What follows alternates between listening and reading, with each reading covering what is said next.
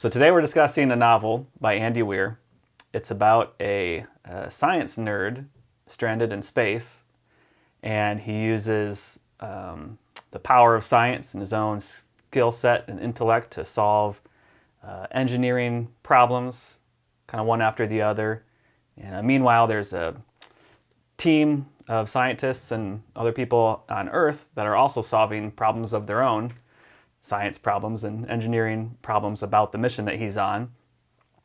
And along the way, we learn a lot about biology and chemistry and science and orbital mechanics, whatever that is.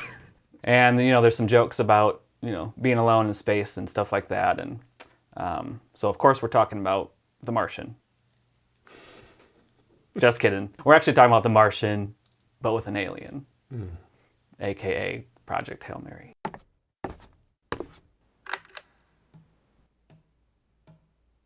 Do you believe in aliens? Do you think that intelligent life, not like, like microbes, but like there's intelligent life? I don't. And we can get into why, but this book actually asks some of those questions. So, what about you? I think, assuming that God is real, certainly no. But if God were not real, I would say certainly yes. Yeah. That's how I would answer it. Yeah. Just because if life is random chance, it's like the universe lets you have infinite random chances basically of things to happen. It's like, why would it not happen somewhere else if it happened here? Totally. But if we're designed by our creator, which we are, that gets at kind of the big spoiler of the book, which I don't know if we want to get into. Spoilers! The first 5 seconds. Spoiler alert! I feel like we should say at the beginning too, have you seen the movie? Project Hail Mary? I did see the movie. You have? Yeah, did you see it? I have not seen it. So all of my comments are completely unrelated to the movie, just book alone. So I'm not sure how much, because I don't know if it's the same way it is for you as it is for me, but when I see a movie and read a book, I blur the lines of what happened where and whether that was in the book or the movie. So yep. The movie follows the book pretty closely, but I will say I feel like the movie soured my opinion of the book a little bit because I didn't really like the movie very much. Interesting. Yeah. So I'm going to try to hold those two things separate in my brain. Yeah. This is one where I would say... Try to judge it just as a novel, just as a book, as yeah. a movie. In my opinion, the book's significantly better. I think it's described as a hard science fiction book, which I don't know if you know what hard science fiction is. I kind of do. I feel like I do understand it more now after reading it. I don't know if I've ever read hard science fiction before. Well, The Martian. Well, The Martian, yeah, I guess. Which is what we're talking about. The Martian 2. So The Martian, I guess, probably would have been my first hard science fiction novel. As far as I know, maybe I read one that I don't really remember or something, but I've read quite a bit of sci-fi. Hard science fiction to me, as far as I understand it, is science fiction that really gets into the nuts and bolts of how things work, where it takes a concept and what if this thing happened, this piece of technology was real, how would that change things, and then does the technology actually work, kind of thing. So very practical, grounded in reality, really working with science and not just being it's magic. Yeah. It's based on actual physics. It seems like there's a lot of continuity between scientific theories and applications and experiments and the text itself, that shows up in the story in ways that are totally plausible. So, and I think that's where my understanding, I've listened to some other people talk about this book, and people who really like hard science fiction, they're kind of meh, this is, you're getting into fantasy territory, which for me, I'm kind of sweet, who cares? Well, that's kind of the point, though, is to get into fantasy territory, but then he actually talks about, how this, he brings, you have the astrophage, which is the star eater of the book. Humanity discovers that the sun is dying because there's a stuff called astrophage that is basically slowly eating the sun, and it eats stars. So like that's like a fantastical concept, but then he uses science to explain like, well, this could actually be possible if, you know. So it's like, that's kind of the cool thing about it, I think, is that he takes like the fantastical concepts like that, but then explains them with science and like tries to actually put it in reality. Yeah. So yeah, I mean, it starts out, it's kind of, you're thrown into a situation with the main character. He wakes up, he has no memory of who he is, or where he is, or what's happening. So you're kind of discovering along with him. Yeah. You know, at first he doesn't even realize he's in a spaceship, right? He thinks he's in like a laboratory, something maybe like that. So then you kind of are discovering, okay, he finds out, okay, he's actually in a spaceship, and then finds out where he's going. He finds out there's people on board with him that died, and so that's kind of the main thrust of at least the first, I don't know, 50 to 100 pages maybe. It's just him kind of discovering the mission that he's on. And then alongside of that, you have a flashback structure where it will flash back to the formation of the mission and the people who put it together and why they're doing it and the problems that come up with arranging it and how he got involved. And so he's remembering through the power of just him thinking about things really hard, basically. He's like, he's like, oh yeah, there was a person, and he thinks really hard about the person, and then we flash back, and then we learn about the person, kind of thing. Yeah, well, and really the flashbacks continue all the way up to the very end. Just that structure goes through up to the end. Yeah. It's one guy on a spaceship trying to save the world. Yeah. That's basically that's the plot. Yeah. The character is Ryland Grace, and he reads very similar to Mark Watney, who's the main character in The Martian, like personality-wise, like their humor, which is basically they're just stand-ins for Andy Weir himself, it feels like. It seems like. You know, where he's just putting himself in here, but what if I was a teacher, you know? What if I was an astronaut, you know? Now, are the stakes as high in The Martian? That's the main difference is this one is elevated a little bit more on like a more epic level, where in The Martian, he's not saving the world. Right. They go to Mars. He's trying to He survive. gets stranded. His team is up in orbit around Mars. Yeah. And he's just trying to figure out, it's a survival how can I story. survive with potatoes on Mars to buy myself enough time. But you do have the structure where it's like, okay, and then there's the NASA team back on Earth figuring out, oh, he's still alive on Mars, and figuring all that stuff out. And so very similar to having the team on Earth in this one, even though this one's a flashback. Right. But the structure is very similar. The problems they're solving, very similar, except Project Hail Mary has an alien. Which, like I said, I don't know if that's a spoiler. I don't think it is. Yeah. I didn't know that going into it. I don't know if you did. I didn't, nope. No, and it's not really heavily foreshadowed. No. So the thing... Which I guess technically astrophage is an alien, right? Because it's a living organism. Yeah. It's just not intelligent. Right. The way we would measure intelligence. But so it starts out with an alien, I guess. That little aliens are eating the sun, basically. Yeah. But then you go on a couple hundred pages in, maybe halfway, almost. Maybe not quite halfway. Yeah, not quite halfway, probably. Yeah. You discover. Because the bulk of the book is him with this alien trying to solve the problems together. And my opinion, that's when the book gets good. Up until that point, it's kind of like, okay, whatever. That's interesting, because I feel like, which I know you talked about, like the last 150 pages or so, you were just like flying through it because you were so invested. Or for me, like I went into it, and because I didn't like The Martian, like barely at all when I read it. So then I read this, and I was kind of going into it with the same mindset of I didn't like The Martian, probably not going to like this. But as I was reading it, the first discovering what's going on with the sun dying, I was really intrigued by all that, and I was like excited to keep going.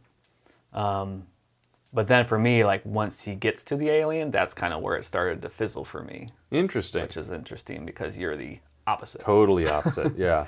No, I thought the first part was fine. It was paced well. yeah, I just thought the relationship dynamic, the sort of found family friendship, how invested they are in each other by the end of the book, that was the most interesting thing to me. And I think, and we can get into this, but like from a thematic standpoint, there are really interesting theological questions that this book brings up through the introduction, not only the introduction of that character, but the relationship and the bond that gets formed, and their total willingness to sacrifice for each other. Yeah. And it feels very realistic. It's not like obviously it's fantastical and it's just a story, but it resonates with the human soul. And so then you have to ask yourself the question, at least for me it did. It's like, well, yeah, of course that's what you would do, but why would you do that? And then, it gets into all sorts of other interesting questions about why does intelligent life have value? So the most interesting part of the whole story, and why I thought about this book for several days afterwards, was everybody can kind of understand sacrificing yourself for the sake of all of humanity. Like, that makes sense. There's sort of the would I be able to do that question, and I think a lot of people are like, I don't know. But virtually everybody's like, I hope I could do that. I hope I could give my life so that all of humanity could survive, something like the death of the sun. Mm-hmm. But at the end of the book, he has to decide, so the main character has to decide, is he going to give his life for his friend and his friend's species, who's not human? And he's like really not human. And I think that... He's a rock. He's a rock. It says he's about the size of a large dog. Yeah. And his body's shaped like a pentagram. So think of like a star, and then he has like an arm and a hand on each one. No face, no eyes.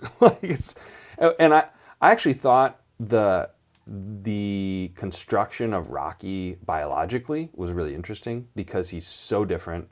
He breathes ammonia. The temperature is like 450 degrees Fahrenheit, like in his atmosphere. So he's really, really other, really different. And from a physical standpoint. But you get invested in Rocky because there's this really, really interesting part in the book where they're contemplating their own willingness to sacrifice for their species. And Rocky said, and he's like, why would we do that? And Rocky says to him, because we're good people. And so they have shared morality. And then, the whole thing that as they're discovering each other, a main part of the plot is shared language. So how can they, Rocky, he doesn't see, his whole species, they communicate purely through sound waves. And so his speech, and he doesn't have a mouth, his speech is like these internal intonations. Notes, yeah, it's like music notes, almost like singing. And then through science and... Reminded me of Close Encounters, the third kind. Yeah. They communicate through music. Yeah, but so then they learn to speak to each other. And, that's one of the distinguishing marks of humanity versus all the other organisms on Earth is that we have speech, language, and we're able to communicate. And we're able to think outside of just the immediacy of what's happening. Like all the other creatures, it's just survival, and, maybe they play with each other, and the higher animals, they show some degree of affection, but they don't think about what happens to me after I die. They don't think about what's morally right and wrong. They don't have existential thoughts. But Rocky does, even though he's more like an animal, like this alien animal. So he shares what theologians call the imago Dei. So all of the things that he shares with, what's the main character's name? Ryland Grace. Are characteristics of humanity that exist because we're made in God's image. So anyway, I just think if he didn't share those characteristics, like if he was just this unthinking animal that somehow kind of survived in outer space, everybody understands reading this book, there's no chance Ryland Grace is going to sacrifice himself for his friend or his friend's species. it's because he has a mind and language and understands morality and self-sacrifice and has culture, and that this being and all of his fellow beings are valuable. And I think that there is a sense when you read the book that you're like, yeah, if I was in Ryland's position, I would give my life for that other species too. But the question that's not really explored, and I don't know that Andy Weir intends to explore it, is why would you? Right. It's just sort of assumed, like, well, that's yeah, of course you would. I mean, it kind of gets into what my biggest complaint with the book is, which is also weirdly kind of its biggest strength, is like it's so much about like the engineering and the problem solving than it is about everything you're talking about. It's like if it was more about what you were talking about, or like, you know, Rocky is so yeah, he's very different physically, but he also seems basically like an alien version of the main character, not Mark Watney, Ryland Grace. He's like basically they're similar in a lot of ways, as far as you know, how they act, the things that they talk about. Like they're both science nerds, you know, so it's like they're comparing notes about how they would solve something, and then it's kind of different because you know he doesn't even realize for a while that Rocky can't even see, and stuff like that. So like that stuff's great, but it's like there's no they're so similar. There's like practically zero conflict between them, other than like, oh, you can't see and I can't speak through music or whatever, you know. It's like the physical, or oh, you're used to very hot temperatures and I'm not. Yeah. So solving those problems, like that's all great, but that's like if you take that away, like they're just hanging out, they're just talking, you know. It's like, so that was failing to keep me engaged, because it's so much about the problem solving and stuff. And it's like, because I feel like I agree with everything you're saying, but it's also like stuff that you kind of pulled out of it that the author wasn't really intending. Yeah. Or wasn't. It's reasonable that there wouldn't be that much conflict, because they have everything they need and they have like the brain power to solve the problem, and so they're kind of just focused on that. But then the conflict becomes the problem solving. So it's like them against survival, against figuring out how are we going to be able to get this stuff back to our planets. And it builds to where, like the part where Rocky almost dies, I thought was really engaging. And so Rocky sacrifices himself to save Ryland, and then it's kind of like Ryland almost dies trying to save Rocky. I don't know. I thought that was like satisfying tension in the story, because it's them against their circumstances, not really like against each other. Right. That was what kept me engaged. It was like their friendship, and That seems to be what most people like about the movie. Yeah. Because I didn't hear, this wasn't on my radar before the movie. So I hadn't heard people talk about the book as much. Whenever people talk about it's the movie, but the relationship between the two main characters in the movie, it seems to be the thing that people like the most, and what has made it as popular as it is, I think. Which that's why I find interesting, because like I said, like the conflict is very minimal. Yeah. And I get what you're saying about having the resources and stuff, but it's like, it's also a story that he wrote. Like he could have given them fewer resources, but also like, even like, you know, it's like, I like you, we get along pretty well, we can hang out, but it's like, give us all the resources in the world, but put us in the same room together for an extended period of time, and we're like trying to figure out how to survive, or else we're going to die. Like there's going to be some conflict. Yeah.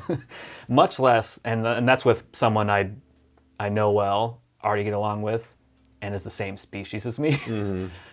Like realistically, like if there was an actual alien that you were having to solve these problems with in that situation, like there would inevitably be way more conflict than Andy Weir put into the story. I think there could be drama, which is different than conflict. It's like they get pissed at each other, they're arguing. But the way he sets it up is they actually desperately need one another.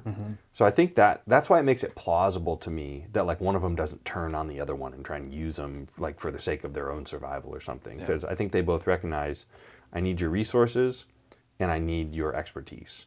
Because like Rocky's people, they're not as scientifically advanced. They don't understand radiation even. They don't even know what that is. So all of his crewmates die because of radiation in space. And Rylan doesn't have the engineering capabilities or materials that Rocky does. So it's like it's kind of this perfect pairing. And obviously the whole story is totally unrealistic. But yeah, I don't know. I don't know if he intended to ask those questions, but I just think if you come to this book with a Christian worldview, and you think about why is life valuable, why are people willing to sacrifice for others, then I think it becomes actually a pretty rich, meaningful, and very compelling story. There's a thing in writing where or storytelling in general, where it's like you have, like, conflict is what drives the story, basically. So you have, probably depend on who you talk to, but there's, 3 kinds of conflict. You have external conflict, which is like most of what this book is. There's a hurricane or whatever, like that's external conflict. You're in a building and it's on fire, external conflict. The second one would be, relational conflict. I don't like you, you don't like me, we're going to fight it out, whatever. And then the third is like personal conflict. Main character's an alcoholic or something, and they're struggling to overcome their demons to solve the crime or whatever, you know. And this one I feel like is like 90% external conflict. Yeah. Especially too when you talk about the like the flashbacks. Like I don't know how interested were you in the flashbacks? The further it got into the novel, the more I was like, no, when it would flash black. Like, I don't care about this. I think it's because it's a similar problem. Yeah. Because there's just no conflict. It's like you have the Eva Strat, I think was her name. Yeah. Where she just can do anything she wants. There's no, like, she gets the cooperation of the world to help out. And she's just like, oh, it's fine. I made some phone calls. We're all going to work together with China. It's great. Yeah, we're going to drop some nukes on Antarctica and all the animals are going to die, but it'll be worth it. There's even a couple times, I think, where not Mark Watney is like, he's like, it seems like that would, be a little bit more difficult to do to get cooperation with people. And she's like, it's fine. It worked out. It's like, so he even addresses that. But then you also have the thing with the present tense stuff where he's with Rocky. It's like you have the tension of like, are they going to pull this off? The flashbacks, you don't have that because the flashback is, we're going to put this team together, we're going to send them into space. How are we going to do that? It's like you already know that they do it, so there's no tension. Yeah. So all the tension's gone. Yep. No conflict. And you're just like all the characters are like stock characters. You have like the Russian who's like drunk or whatever. And they're poorly written. Yeah, they're just like stock. It's almost cringy. Like some of the, there was more of that in the first half of the book, and every time we got to that part, I just felt like, oh, okay. Now, I do think that the book is paced well enough that it never felt boring. It never felt like I want to give up on it. One thing, this is a little bit tangential, but I was thinking about, so I've read 15 or 16 books now this year so far. And after reading probably 15 fiction novels in my whole life prior to this, like if you don't count, I mean, it's probably not that extreme, but like not many. Yeah. And very few as an adult. And so I read Count of Monte Cristo, it blew me away. This was the next book I picked up. And I was like, books are amazing, So I think just some of the enthusiasm of reading and realizing, I can be thoroughly entertained, and not in a way that feels as passive as just watching a TV show. Yeah. And I can actually think about this. I was just so amped on reading. Now I've read, another 13 or 14 books since this. I think I would rate it lower now than I initially did. Yeah. Because I just have more to compare it to. I still think it's a good book. I feel like I feel like this is a book that has really broad appeal. So there's a lot of different types of people you could hand it to. Which is surprising because it's hard science fiction. Yeah. Which most people, that's another reason why I'm so intrigued by it, because it's like, why, like, hard science fiction seems like most people are not going to want to read. that? Well, I think the stakes are high. The stakes get high right out of the gate. There's a lot of leading you, like, you always have a question. What's causing this? What's going on here? And then it's just constantly revealing a little bit. So I think it's the formula, really. It's the structure of the book. It kind of always keeps tension in the story. It's revealing more. You feel like you're making Until they progress. do the flashback. Yeah, until they do the flashback.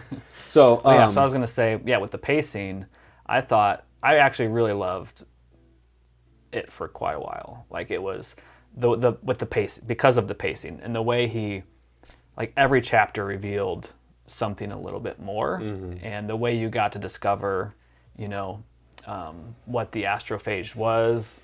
Well, because at first you don't even know about it. He's like, "Oh, the sun's dying," and you're like, "Why?" And then there's like a streak of light that we're seeing, and you're like, "That's strange. I want to know what that is," you know. And that keeps going, like, that keeps happening, basically up to, really most of the book, but. And it all makes sense. It's really at least until Rocky's introduced. Yeah. There's like almost like every chapter it's upping what's going on. Oh, he's not even in his own solar system, and then all of a sudden there's another spaceship, and they're like, there's someone else out here, So like all of that I thought was really well done, really well paced. The flashbacks, I thought, in the latter half of the book, they became less, so they disrupted the story less, and they revealed more about the character of Ryland. Yeah. So rather than revealing plot points, how did this happen or that happen, it started to reveal who this guy actually is. Yeah. I was going to ask what you thought about that aspect of it, which is... So I thought it got better as Which is an ending spoiler for sure, is the reason he's on this mission in the first place and his attitude towards it. Yeah, no, I actually thought that was great. He's such a just sheepish, insecure guy, and doesn't think very highly of himself. And so you're just kind of like, how did he end up getting here? And even when you find out, and then what you think for a while is like, oh, well, because he has this rare gene where he can be in a coma safely. I forgot about that part, yeah. And so that kind of answers the question. But then when you find out, no, it's the reason he got here is because they forced him to go against his will. Which there's a choice he makes early on where it's, he's a teacher, school teacher, and he's like in class, if I remember right, or like in the school, and they like come to him and they're like, we need you to work on this project about why the sun's dying, which by then it's a big public thing, everyone knows about it, and like he doesn't want to do it.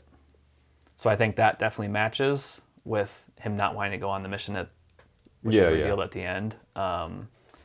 But that was the themes you pulled out, I feel like, are not necessarily what he intended. Definitely not. And I've wondered like what he did intend. I'm not really even sure. I think I've read quotes from him or heard stuff where he's like, I don't have like messaging in my stuff, but I don't know if he just means like political messaging, or if he means like there's no overall message or theme to the story. I don't know. But that was the closest it got for me, because it was such like, that's like such a big moment in a story, is like when your character decides to go on the mission. And it was related to, he didn't want to do it. He was refusing the call. That's what it's called, where you're Luke Skywalker or whatever, and you don't want to, I'm afraid, I'm going to stay home and not. And then something changes that makes you decide to go on the mission. And here it was because he's a teacher. And there's a quote, I have it written somewhere. He said, what's the point of having a world if you're not going to pass it on to the next generation? So like he's thinking of the world's going to end in 50 years or whatever because of the sun is dying. And he's like thinking of his students, wants them to have a brighter future. So he chooses to go on the mission to give them a future, basically. Not go on the mission, to help on the project. This is before they tell him that he's going to go into space. So the stakes are lower for him because he's not personally going to go sacrifice himself at this point. But that was the closest I thought it got to a theme. But then that doesn't really come up too much more, if at all, throughout the rest of the book. So I don't know if you have any thoughts on that, or like what you think Andy Weir was trying to say with this book, if anything. So I'll tell you what I think he was trying to say. Okay. Whether he was, it doesn't feel like he's intentionally trying to say this. So I'm kind of like psychoanalyzing him. Yeah. I think, my guess would be, and I could be totally wrong about this, but that he has a pretty secular sort of Darwinian evolution worldview. And if he doesn't believe that, I mean, there's plenty of that in the book, talking about how cells evolve and species evolve. There's one character that talks about God and says like something like God made the universe so we could explore it or something. But it's like by not Mark Watney.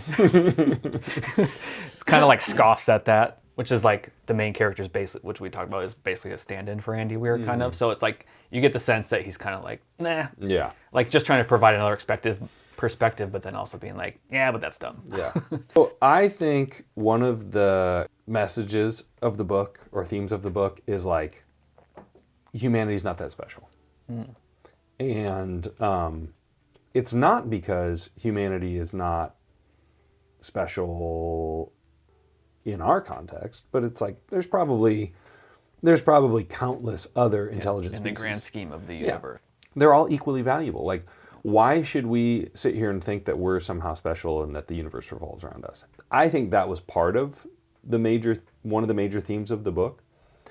And that's based on this idea, like we talked about at the beginning, that if there's basically infinite time and infinite chances, then eventually you're going to end up with complex organisms, right, and increasingly complex organisms. And why would that? The universe is a really big place. Why would that only happen here in our solar system? The thing that I think is deeply ironic about this book is I think Andy Weir unintentionally wrote a story that serves as a powerful argument for a biblical worldview when it comes to the value of human life. So if it's true that Rocky and his whole species are valuable and worth sacrificing for, which in the context of the story, take it at face value, it's like, of course they are. Nobody's going to argue that. But then you have to ask the question, why is that the case? And the reason is because they have self-awareness, creativity, they understand beauty, morality, language. They have a mind that can comprehend higher things. And what the Bible teaches is that that's not a product primarily of intelligence. It's a product of being created in God's image. So we have these character traits because God has these character traits and he's put them in us. So if Rocky, if he had if he was super intelligent, but he was like an AI model or something. He didn't have morality. He's just like a survival machine. I mean, for one thing, there's no chance he's like saving Ryland's life. That's right. That's not going to happen. He's not.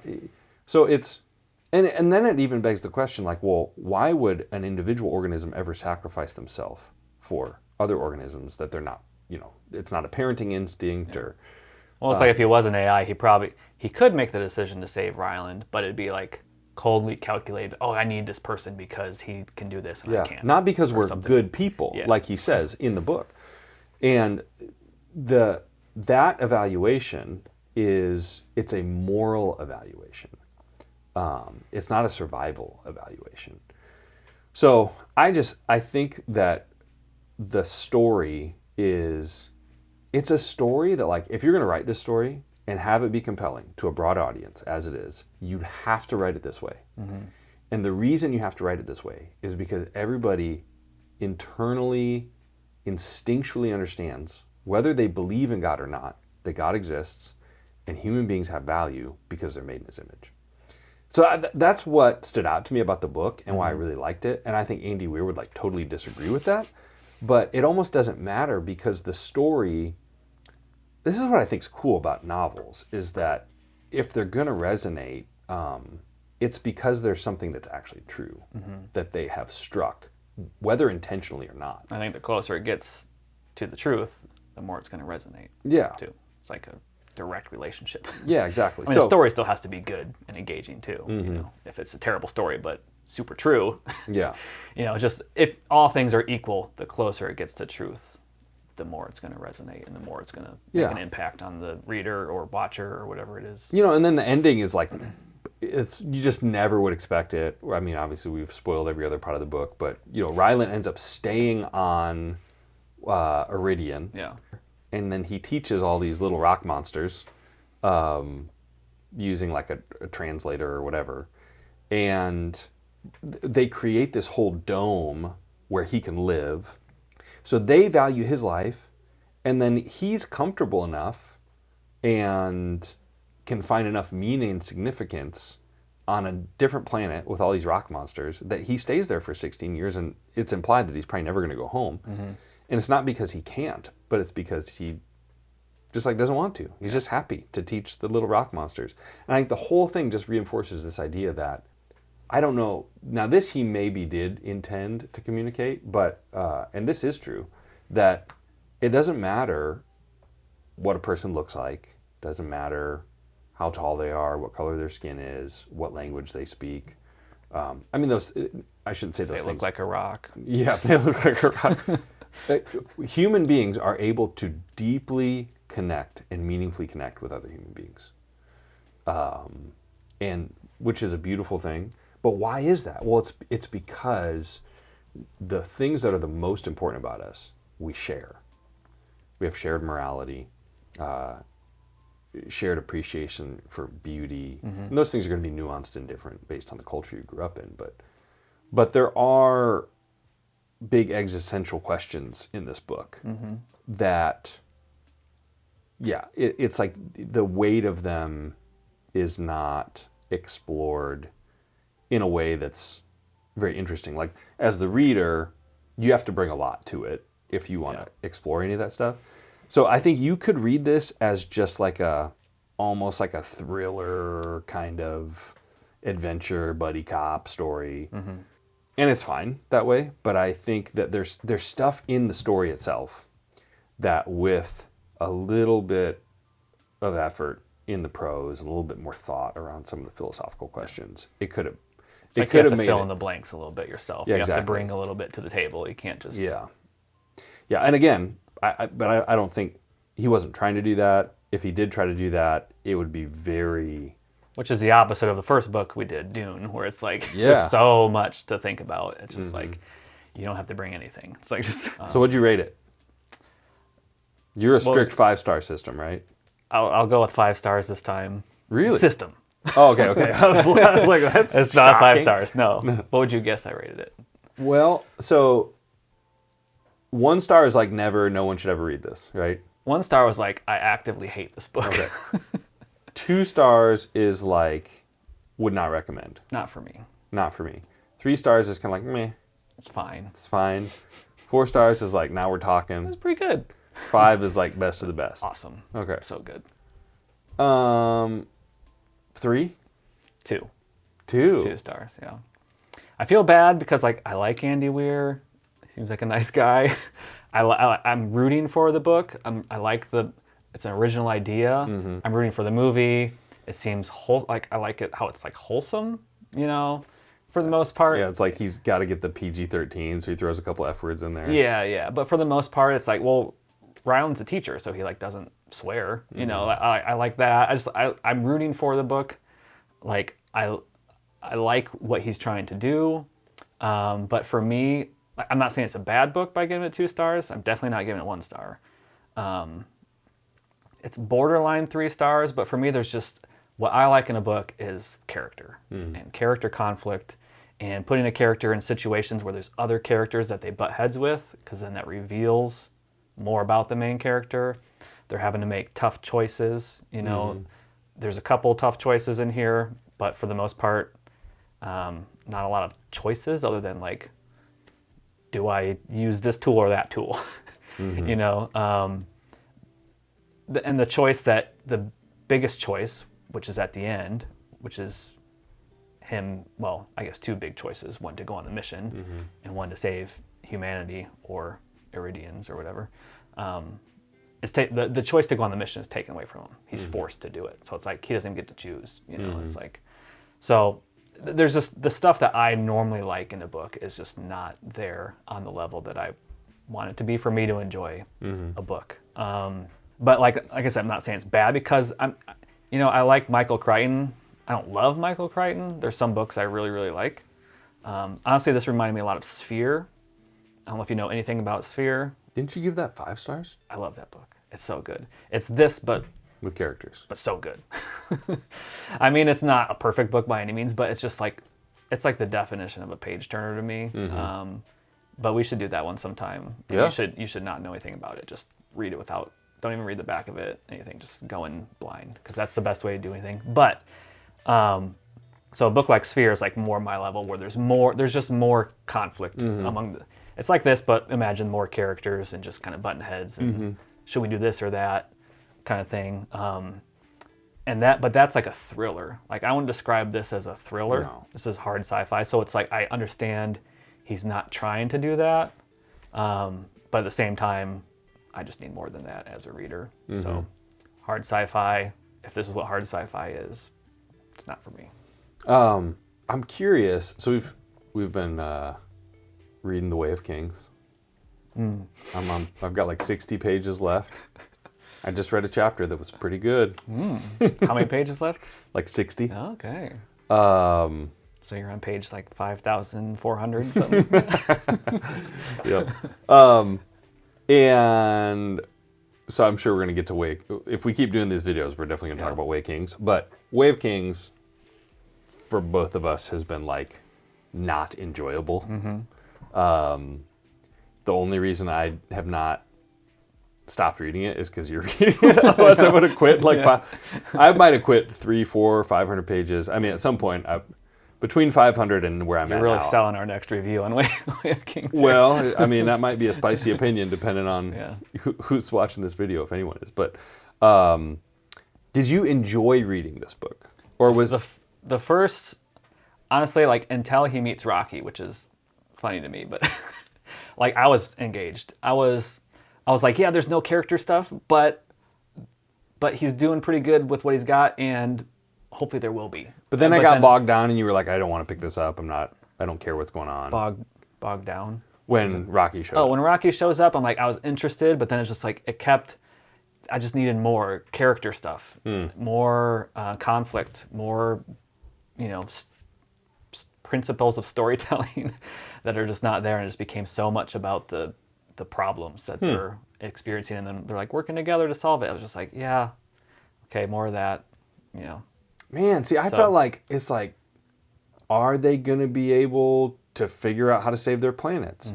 And then you're like, hey, it looks like they might be able to save their planets. And then it's like, oh, he might actually be able to get home. Is he going to be able to get home? And then there's... But weren't you intrigued by the beginning of like the learning about the astrophage and was what's going fine. on? And like you weren't like... It was fine, but it was like... I'm like, what's the difference between the first half and the second half that you liked the second half, but not the first half as much? I think because he was all by himself in the first half. And it was kind of like the wake up with amnesia just felt like a device. Which we didn't get into at all. That I made on page 11, I was like, he better have a good reason for amnesia. And spoiler alert, he does not. It makes sense why he would have it, I guess. But it's like, there's no reason for it in the story other than like it works as a way to reveal surprises. Because he doesn't know the mission that he's on. So it's like, in a like Sphere by Michael Crichton, the main character is kept in the dark of the mission that he's on. So you're learning about the mission as he does. And that makes sense because it's like a top secret mission. Like this, you're learning it because he has amnesia. And it's like, it doesn't really add anything. Like there's no, like, have you ever seen the movie Memento? Christopher Nolan movie where it's the main character has like, not amnesia, but he has like the memory of a goldfish. Like he forgets everything after every like 2 minutes or something. So he never knows what he's doing or where he's going. And the movie's played like told in reverse. So it's like you never know what's going on or where he's going. So it's like it's so related to the concept and it's like so well done. There's so many good reasons for like exploring that aspect of him. Where this is just like it's like you said, it's a vice. Yeah. But tangent. Do you think there's a difference when you say conflict? Is there a difference between conflict and tension in your mind? So conflict is what you described. Tension's like, yeah, there's something on the line. Yeah, and I felt is like that gonna happen or not? I felt like it had tons of that. And it was like escalating the whole time. There is, but like I said, I'm just not invested in the characters. Yeah. For me, I'm like almost all about character and theme. Like plot to me is like take it or leave it. I don't really care that much about the plot. If I love the characters and the theme, I'm gonna like the plot more. You know, which is so much like. I don't want to do our review for Way of Kings here already, but that one is so much just about like I don't even know what it's about. I don't even know what it's about either. But no, anyway, so I asked, did you enjoy reading the book? Yeah, so I would say for me, I initially gave this 4 stars. I think after reading a lot more books, you're locked in. You can't change it. I think 4 stars. I think I probably would be. Because I'm thinking about some other books that I gave 4 stars, and I'm like, this is not on that level. Yeah, but for me, it's about how much you enjoyed it, too. Like, there's plenty of books where I would give 4 or 5 stars, and that are, like, worse books than I would give a 2 or 3 stars. That's because, what I like, mean. I don't... Okay. So for me, I'm not... to me, it's about how much did I enjoy it. And I've read quite a few books that I've enjoyed a lot more than this. Like I said, this was very early in kind of my reading journey this year, and so... I'd read it again. I'm happy I read it. I had a lot of fun with it. I'd be like a full point higher than you. I'd be like 3 borderline 4 because I really had fun with the book. But I do think that it's a little bit confused in its themes. I don't think he's trying to say any of the things that I think he unintentionally says. Right. So it's like you don't get points for that. Yeah. You know what I mean? So the closest thing he comes to is just like, you know, saving the world because of the next generation, which I thought he was going to go into like climate change stuff, because anytime you read a book these days about the world ending and it's like science related, you know, it's going to be, you know, relating it to like global warming or something, you know, but it's like, which he does talk about a little bit with the students and stuff, but then it's like I saw some people like online complain about, oh, it is infused with messaging about climate change and political, and it's not. It's like a paragraph. It's and he actually undermines the... So I think sort of the conservative view of climate change is we got to do what's best for humans. And do you remember the scene where they nuke Antarctica and like destroy the environment and kill all the animals? And they're like, but we need to. Because people are going to survive longer. Right. It's going to buy us some time. And I'm like, that's of course what you would do, because human beings are more valuable than elephants. Yeah. And there's elephants in Antarctica. Well, it affects like the whole globe. Yeah.